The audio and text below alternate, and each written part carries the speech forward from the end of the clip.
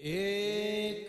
طلب ہے ایک ہی خو، لا الہ الا ہو۔ ایک طلب ہے ایک ہی خو، لا الہ الا ہو، لا الہ الا ہو۔ اب تو ہے تو اور تو ہی تو، اب تو ہے تو اور الحمدللہ ماہ مقدس، ماہ نور، ماہ عبادات، ماہ طاعات، ماہ رمضان، ماہ مبارک، ماہ سیام، ماہ صوم و صلات۔ الحمدللہ ہمارے درمیان تشریف فرما ہے اور اس ماہ مقدس کی آخری گھڑیاں ہیں، آخری دن ہیں، آخری لمحات ہیں۔ اللہ رب العزت اس ماہ مبارک کے صدقے ہم سب کی بے حساب بخشش فرما دے، اور اپنے پیارے حبیب صلی اللہ علیہ وسلم کا صدقہ اللہ تعالی ہمیں دونوں جہاں میں اپنی رضا کی عظیم نعمت سے مالا مال فرمائے۔ اور اللہ رب العزت کی بارگاہ میں ہم ملتجی اور ملتمس ہیں کہ اللہ تعالیٰ اپنے سعادت مند، اپنے پیارے مقبول بندوں اور اپنی نیک مقبول بندیوں کے طفیل اللہ تعالیٰ ہم سب کی محرومیوں کو سعادتوں میں تبدیل فرما دے، ہم سب کی شقاوت کو سعادتوں میں بدل دے۔ اللہ تعالیٰ ہم سب پر اپنی رضا جاری و ساری فرما دے، اللہ تعالیٰ ہم سب کے لیے نیکیاں آسان فرما دے، اور اپنی رضا کے راستے، رضا کے حصول کے راستے اللہ تعالیٰ ہم سب کے لیے کشادہ، آسان اور سہل فرما دے۔ محترم معزز مسلمان ماں اور بہنوں، حضور نبی اکرم سرور دو عالم صلی اللہ علیہ وسلم کے بارے میں حضرت سیدنا مسروق رضی اللہ عنہ سے روایت ہے۔ مشہور معروف تابعی ہیں حضرت مسروق رضی اللہ تعالیٰ عنہ، فرماتے ہیں کہ میں نے سیدہ ام المؤمنین حضرت سیدہ عائشہ صدیقہ رضی اللہ تعالیٰ عنہ سے پوچھا، یا امہ ما اکثر ما کان یقول رسول اللہ صلی اللہ علیہ وسلم اذا دخل البیت۔ اے میری ماں عائشہ صدیقہ رضی اللہ تعالیٰ عنہ، یہ ارشاد فرمائی کہ رسول اللہ صلی اللہ علیہ وسلم جب گھر تشریف لاتے تھے تو آپ اکثر کیا جملہ ارشاد فرماتے تھے؟ جب آپ گھر آتے تھے تو اکثر کیا ارشاد فرماتے تھے؟ قالت اکثر ما سمعته یقول اذا دخل البیت، فرمایا کہ بیٹے جب رسول اللہ صلی اللہ علیہ وسلم گھر تشریف لاتے تو اکثر آپ یہ بات ارشاد فرماتے تھے، لو ان لابن آدم وادیین من ذہب لتمنى الیہما ثالثا، کہ انسان کے حرص و ہوس کی حالت یہ ہے کہ اگر اس کو سونے سے بھری ہوئی دو وادیاں دے دی جائیں، اتنا زیادہ خزانہ دے دیا جائے۔ وادی کسے کہتے ہیں؟ دو پہاڑوں کے درمیان جو اچھا خاصا بہت بڑا حصہ ہوتا ہے، اس درمیانی حصے کو عربی زبان میں وادی کہتے ہیں۔ دو پہاڑوں کے درمیانی کشادہ وسیع و عریض گھاٹی کو اور کشادہ وسیع و عریض حصے کو وادی کہتے ہیں۔ بہت بڑا حصہ ہونے کے ساتھ ساتھ جب دو پہاڑوں کے درمیان میں ہے تو اس کی وسعت اور اس کی ڈیپ اور اس کی گہرائی اور کار اور زیادہ ہو جاتا ہے۔ تو حدیث نبوی کے الفاظ، حدیث نبوی کی طرف آپ توجہ فرمائیے، ارشاد فرمائے کہ رسول اللہ صلی اللہ علیہ وسلم جب گھر تشریف لاتے تھے تو اکثر یہ جملے ارشاد فرماتے تھے کہ انسان کے حرص و ہوس کی حالت یہ ہے کہ اگر سونے یعنی گولڈ سونے سے بری ہوئی 2 وادیاں اگر اسے دے دی جائیں، اسے مالک بنا دیا جائے کہ یہ سب تیرا ہے، تو پھر بھی وہ آرزو کرے گا کہ ایک تیسری وادی بھی سونے سے بھری ہوئی میرے پاس ہوتی۔ وَلَا يَمْلَأُ جَوْفَ ابْنَ آدم إِلَّا التُّرَابُ، اور انسان کے پیٹ کو، ہوس کے پیٹ کو اور حرص کے پیٹ کو وہ مٹی کے سوا کوئی چیز نہیں بھر سکتی۔ مطلب یہ ہے کہ انسان حرص و ہوس کی اگر وادی میں چلنا شروع کرے اور حرص و ہوس کا راستہ اپنا لے تو وہ قبر ہی میں جا کر دم لیتا ہے، قبر ہی میں جا کر اس کی تمنا پوری ہوتی ہے، ورنہ حرص و ہوس ایک ایسا سفر ہے جس کی منزل کوئی نہیں۔ دنیا کے حرص و ہوس کی منزل کوئی نہیں، اس کا مسافر بس سفر ہی کرتا رہتا ہے حتیٰ کہ اپنی قبر میں جا پہنچتا ہے۔ اللہ پاک کا کیا خوب ارشاد ہے، سورۃ التکاثر کی آیات کی طرف توجہ فرمائیے۔ اعوذ باللہ من الشیطان الرجیم، الہاکم التکاثر،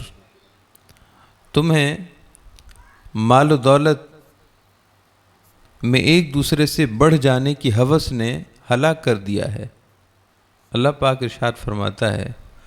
الہاکم التکاثر، تمہیں مال کی حرص و ہوس نے، مالی اعتبار سے ایک دوسرے سے بڑھ جانے کی حرص و ہوس نے تمہیں ہلاک کر دیا ہے۔ مطلب یہ ہے کہ تم اپنی صلاحیتیں ساری کی ساری یہاں صرف کر رہے ہو کہ ایک دوسرے سے مال کے اعتبار سے بڑھ جاؤ۔ تم اپنی ساری صلاحیتیں اور عمر کا بڑا حصہ اس بات پر صرف کر دیتے ہو کہ تمہارے گھر، تمہارے بنگلوز، تمہارے گھر وہ دوسروں سے عالیشان ہونے چاہیے، تمہارا محل، تمہاری ماڑی، تمہارا بلند و بالا گھر سب سے اچھا ہونا چاہیے۔ ایسا کسی کا نہ ہو، نہ رشتہ داروں میں کسی کا ایسا گھر ہو اور نہ پورے محلے اور علاقے میں ایسا گھر ہو، اور تم اتنے دولت مند ہو جاؤ کہ تم جیسا دولت مند تمہارے رشتہ داروں اور تمہارے محلے میں نہ ہو۔ مال کی کثرت کی ہوس نے، ایک دوسرے سے مالی اعتبار سے بڑھ جانے کی ہوس نے، ایک دوسرے سے مالی اعتبار سے بڑھ جانے کی حرص نے تمہیں ہلاک کر دیا ہے۔ حتیٰ زرتم المقابر، حتیٰ کہ تم قبرستانوں کو جا پہنچے، حتیٰ کہ تم اپنی قبور، اپنی قبروں میں جا پہنچے،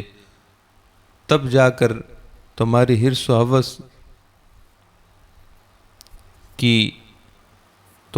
ہوس نے دم لیا۔ حتیٰ زرتم المقابر، حتیٰ کہ تم قبروں کو جا پہنچے۔ کلا سوف تعلمون، یقیناً تم جان لو گے۔ ثم کلا سوف تعلمون، ہاں کیوں نہیں، بہت جلد تم جان لو گے۔ علم الیقین، علم یقین کے ساتھ، لترون الجحیم، اور اپنی بے رہ روی کی وجہ سے اور مال و جاہ میں غیر معتدل راستہ اور حرام راستہ اپنانے کی وجہ سے تم دوزخ کی آگ دیکھو گے۔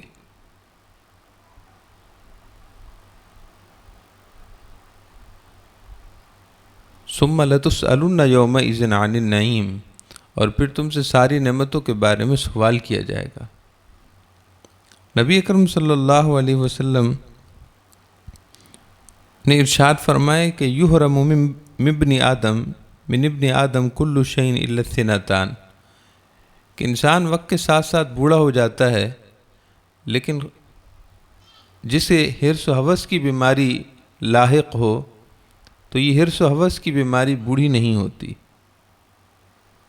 انسان کے جسم کا ہر عضو بوڑھا ہو جاتا ہے،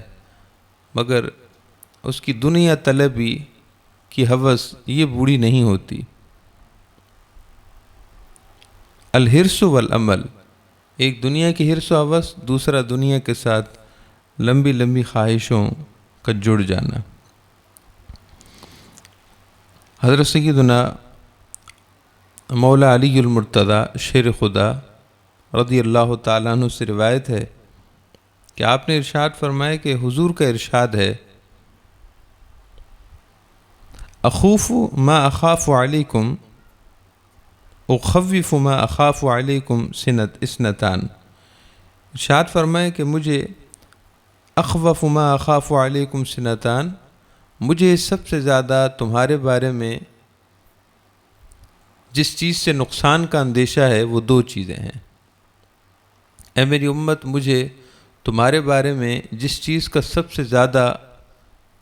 چیز سے نقصان کا سب سے زیادہ اندیشہ ہے وہ دو چیزیں ہیں، طول العمل واتباع الہوا، ایک دنیا کے ساتھ لمبی لمبی خواہشوں کا جوڑے رکھنا، اور دوسرا خواہش نفس کی بے جا پیروی، خواہش نفس کی بے جا پیروی، یعنی حلال اور حرام نہ دیکھنا، بس جو جی میں آیا وہ کر لیا، جو جی میں آیا وہ سن لیا، جو جی میں آیا وہ بول دیا، یہ خواہش نفس کی بے جا پیروی ہے۔ اگر شریعت اور دین کے زاویے میں خواہش نفس کی پیروی کی جائے یا خواہش نفس کو قبول کر لیا جائے تو اس میں کوئی حرج نہیں۔ مثلا بہت زیادہ پیاس لگی ہو، روزہ نہ ہو، تو اس حالت میں پانی پینا ایک خواہش نفس ہے، مگر جائز خواہش نفس ہے۔ لیکن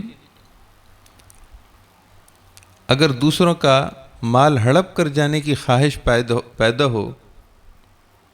تو یہ خواہش نفس شریعت کے برخلاف ہے، اس کی پیروی نہ کی جائے، اس لیے کہ یہ اللہ رب العزت کی ناراضگی والا عمل ہے۔ تو آپ صلی اللہ علیہ وسلم نے ارشاد فرمایا کہ دو چیزوں سے نقصان کا مجھے بہت اندیشہ ہے تمہارے بارے میں، ایک لمبی لمبی خواہشوں کا دنیا سے وابستہ کر لینا، اور دوسرا خواہش نفس کی بے جا پیروی۔ اور پھر آپ صلی اللہ علیہ وسلم نے ان دونوں چیزوں کے نقصان کا بھی ذکر فرمایا، ارشاد فرمایا کہ وَإِنَّ طُولَ الْأَمَلِ يَنْسَ الْآخِرَةَ، لمبی لمبی خواہشیں دنیا کے ساتھ جوڑے رکھنے کا نقصان یہ ہوگا کہ آخرت کو فراموش کر دیا جائے گا۔ ایسا کرنے والا آخرت کو بلا دے گا، آخرت کو فراموش کر دے گا،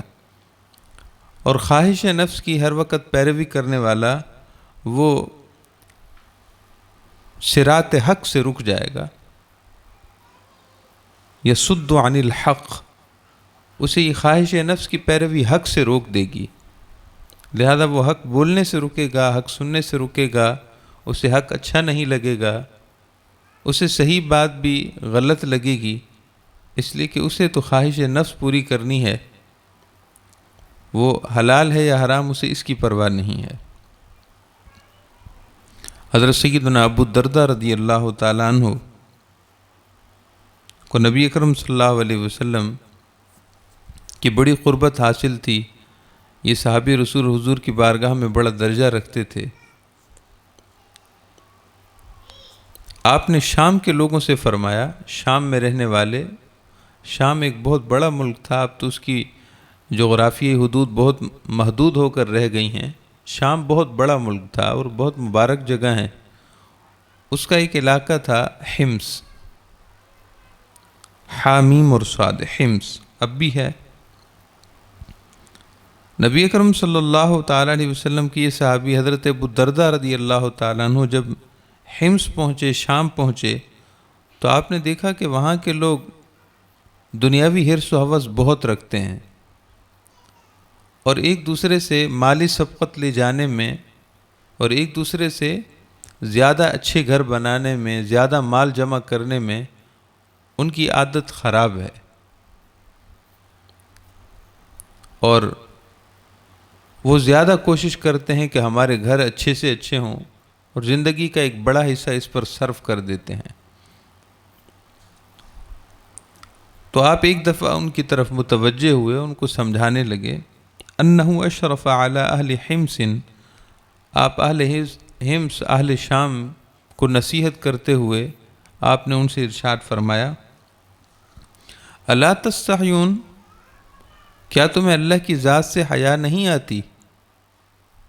کیا تمہیں اللہ تعالیٰ کی ذات اور اللہ تعالیٰ کی بارگاہ میں حاضری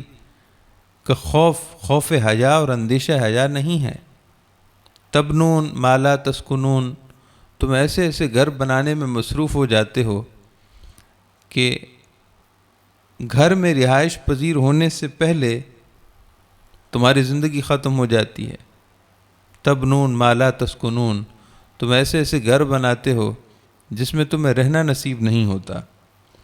وَتَأْمَلُونَ مَا لَا تَدْرُكُونَ، اور اتنی لمبی لمبی خواہشیں تم نے دنیا سے جوڑ رکھی ہیں کہ ان کو پا نہیں سکتے، زندگی ختم ہو جاتی ہے۔ وَتَجْمَعُونَ مَا لَا تَأْكُلُونَ، اور تم اتنا مال جمع کر لیتے ہو کہ تمہیں وہ صرف کرنا، استعمال کرنا نصیب نہیں ہوتا۔ ان الذین کانوا قبلکم بنوا شیدا، یاد رکھو تم سے پہلے کئی لوگ ایسے گزرے ہیں کہ جنہوں نے تم سے زیادہ پختہ عمارتیں بنائی تھیں۔ وجمعوا کثیرا، اور بہت مال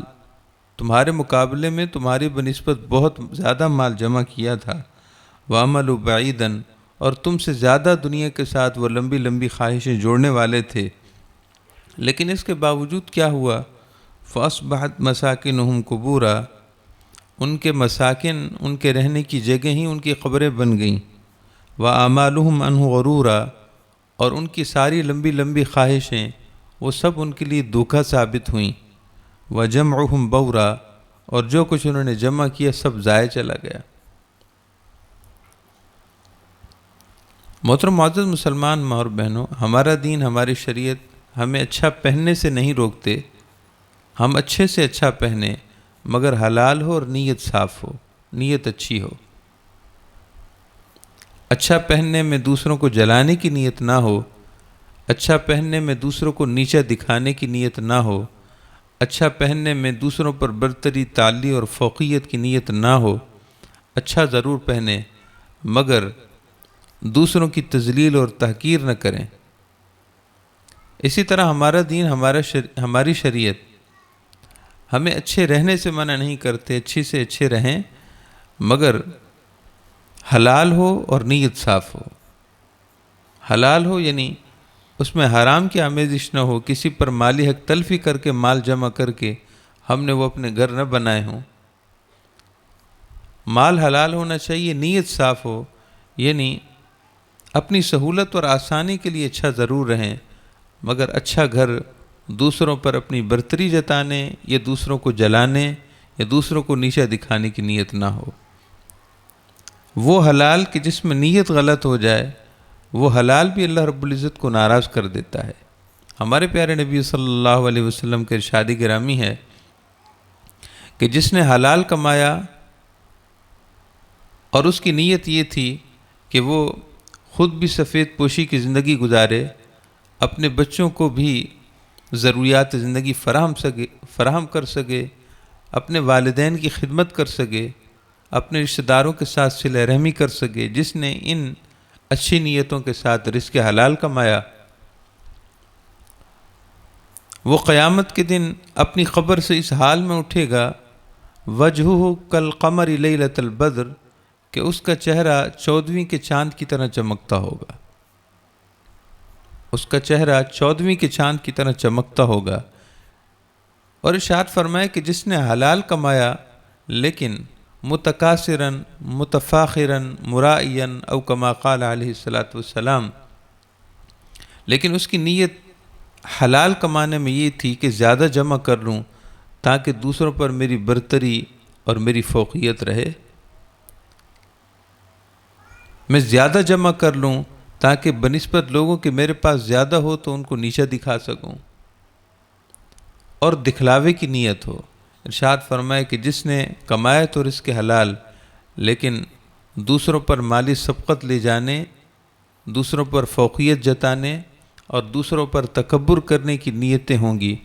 ارشاد فرمائے کہ لقی اللہ وہو علیہ غضبان، اللہ تعالیٰ سے وہ اس حال میں ملاقات کرے گا کہ اللہ رب العزت اس پر ناراض ہوں گے۔ اللہ تعالیٰ کی بارگاہ میں وہ بندہ اس حال میں حاضر ہوگا کہ اللہ تعالیٰ اس پر ناراض ہوگا، حالانکہ کمائے رزق حلال۔ سو محترم معزز مسلمان ماں اور بہنوں، ہمیں ہمارے سارے کنبے خاندان کو اور بالخصوص ہم سب کو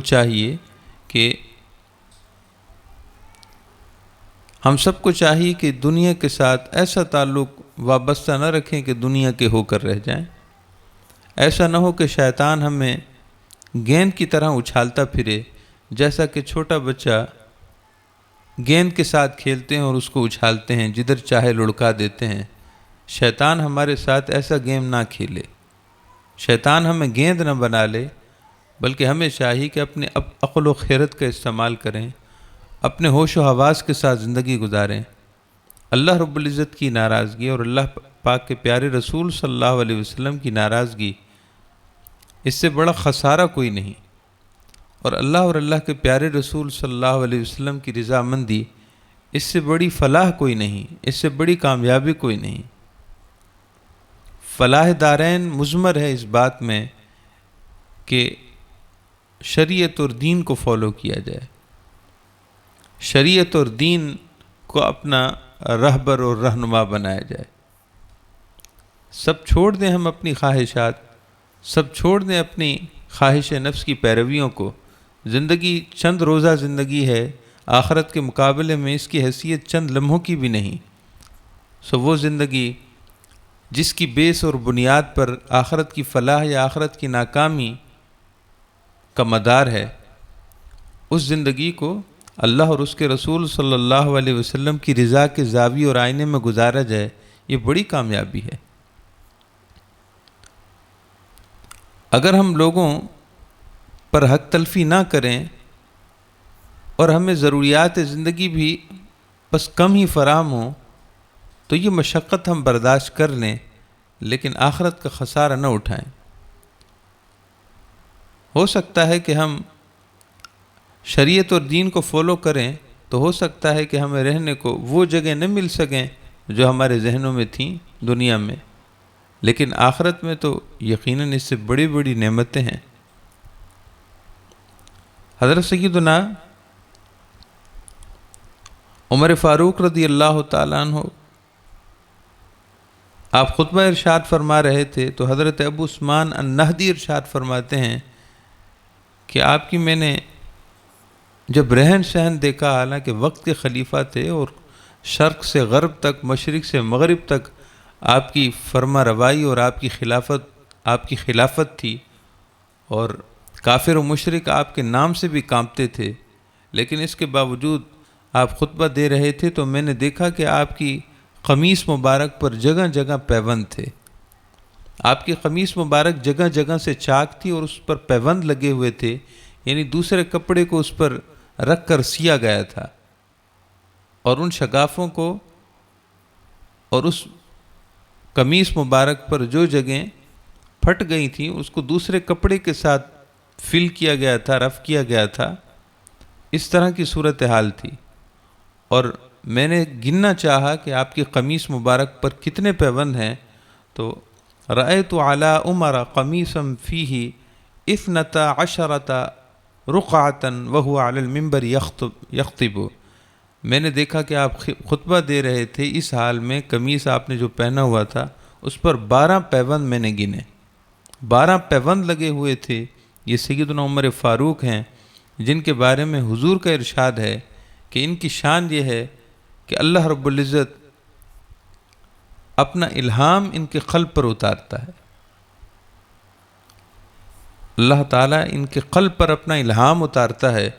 یعنی اللہ کا جو حکم اترنے والا ہو، یہ اللہ تعالیٰ کی مزاج قدرت سے ایسے شناسہ ہیں، اللہ تعالیٰ کے نزول احکامات سے ان کی ایسی شناسائی اور ایسی قربت ہے کہ حکم اترنے سے پہلے بھانپ لیتے ہیں کہ اس وقت یہ حکم اترنے والا ہے، سو پہلے ہی مشورہ یہ دے دیتے ہیں، اور ان کے مشورے کے عین مطابق اللہ تعالیٰ کو حکم اتر آتا ہے۔ ایسے کئی قرآن پاک میں احکامات ہیں کہ عمر فاروق رضی اللہ تعالیٰ عنہ جو ہی مشورہ دیتے تھے بس اس کے بعد وہ حکم اتر آتا تھا۔